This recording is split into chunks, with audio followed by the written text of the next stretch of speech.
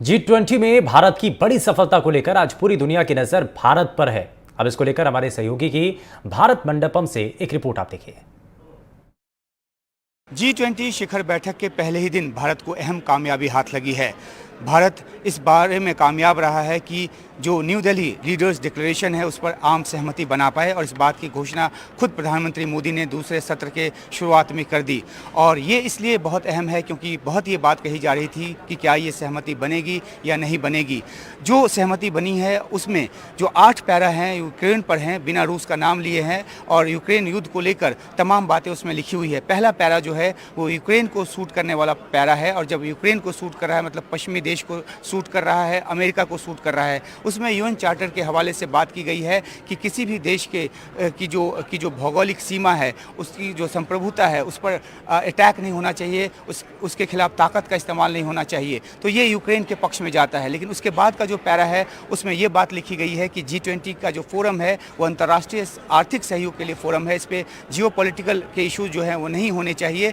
ये रूस को समर्थन करने वाला रूस के पक्ष का पैरा है क्योंकि रूस का स्टैंड यही रहा है। और इसके बाद तमाम बातें हैं कि किस तरह का दुरअसर जो है पूरे संसार पे पड़ रहा है इन युद्धों का और कैसे डिस्ट्रक्शन से बचा जा सकता है और कैसे इस मामले को सुलझाया जा सकता है। और आखिर में ये भी लिखा हुआ है कि ये जो समय है ये युद्ध का काल नहीं है। तो इस तरह से ये आम सहमति तक ये पहुंचा गया है, अपने आप में बड़ी कामयाबी है और इसके पीछे निगोशिएशंस टीम का जो है हाथ वो बहुत ज़्यादा अहम है। बिल्कुल, उसका बहुत अहम हाथ है। उसको साफ तौर पर जो शेरपा हैं अमिताभ कांत, उन्होंने कहा कि बहुत टफ और रूथलेस निगोशिएशंस हुए हैं, उसके बाद ये संभव हो पाया है। जब चीन के बारे में सवाल पूछा गया विदेश मंत्री से तो उन्होंने साफ कहा कि चीन भी कंसेंसस लाने में काफ़ी सपोर्टिव रहा है और सभी देश जो हैं कंसेंसस लाने में काफ़ी सपोर्टिव रहे हैं क्योंकि एक तरह से अंदाज़ा सबको हो गया है कि क्या असल में हो रहा है। कोविड के बाद स्थिति ऐसे ही कई देशों की काफ़ी मुश्किल में है, रिसेशन कई देशों में है।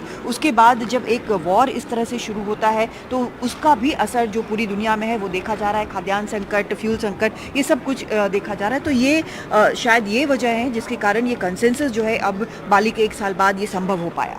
और दूसरी अहम कामयाबी जो है वो भी भारत को आज मिली। भारत ने अफ्रीकन यूनियन को G20 में शामिल करने की बात की थी और ये ब्रिक्स समिट के दौरान ये बात हुई थी और आज जो है औपचारिक तौर पे जो अफ्रीकन यूनियन है जिसमें कि 54 देश आते हैं उसको शामिल कर लिया गया और इस तरह से G20 का जो एम्बिट है, जो परिवार है, जो दायरा है और ज़्यादा बड़ा हो गया। और ये प्रधानमंत्री मोदी की उस सूक्ति या जो थीम है G20 का उसको जस्टिफाई करता है जिसमें one earth, one family, one future की बात की गई है। तो अब जाहिर सी बात है कि जब ये अपने G20 के एम्बिट में आ गया है तो जो विकास का जो बयार है वो वहाँ तक भी पहुँचेगा। डिसीजन मेकिंग्स में वो कंट्री भी शामिल होंगे तो ये भी एक बड़ी उपलब्धि है और इसके लिए भी काफ़ी कुछ यहाँ पे ब्रीफिंग में कहा गया। बिल्कुल, जब विदेश मंत्री इस पर ब्रीफिंग कर रहे थे तो उन्होंने एक बड़ा इंटरेस्टिंग किस्सा सुनाया कि पीएम मोदी से पूछा गया जोहानिसबर्ग में कि अफ्रीकन यूनियन कब आएगा आखिरकार EU में, कब जब G20 में कैसे शामिल होगा। सेनेगल के जो प्रमुख हैं उन्होंने पूछा तो पीएम मोदी ने उनको कहा कि ये मोदी की गारंटी है कि शामिल होगा। तो ये किस्सा खुद जयशंकर ने सुनाया और आज वो सच भी हो गया है। जी बिल्कुल। और एक और अहम बात, जो एक कॉरिडोर जो है जो कि भारत को, मिडिल ईस्ट को, यूरोप को जोड़ेगा, उसका आज ऐलान किया गया है और इसके ज़रिए कनेक्टिविटी की जो बात की गई है। बिल्कुल, ये बेहद अहम है। काफ़ी दिनों से बात हो रही थी इसको लेकर और काफ़ी निगोशिएशन चल रहे थे तो इसको आज लॉन्च कर दिया गया है। India middle east Europe connectivity corridor है ये। इसका चेयर जो है को चेयर किया था पीएम मोदी और प्रेसिडेंट जो बाइडेन ने। यहाँ पर यूरोपियन यूनियन की प्रतिनिधि मौजूद थी, सऊदी अरब के प्रतिनिधि, जापान के प्रतिनिधि, सब यहाँ पर मौजूद थे, बड़े नेता सारे मौजूद थे। ये इसलिए इम्पॉर्टेंट है क्योंकि ये अलग तरह की एक लाइन खोलता है। सप्लाई चेन्स बेहतर इसके कारण बनेंगी और हर प्रकार की होगी जिससे सप्लाई चेन्स टूटे ना, जो जैसा कि कोविड के वक्त में देखा गया था। और इसके ज़रिए यूरोप जो अभी आर्थिक तौर पर काफ़ी मुश्किल से गुजर रहा है, वॉर के कारण, कोविड के कारण, इन सब के कारण, और US और भारत सबको इससे फ़ायदा होगा। तो ये एक बड़ा स्टेप है सबको साथ लाकर आगे बढ़ने का। तो कुल मिलाकर ये कि ये G20 शिखर जो बैठक है वो भारत के लिहाज से, भारत की अध्यक्षता के लिहाज से काफ़ी अहम रहा है।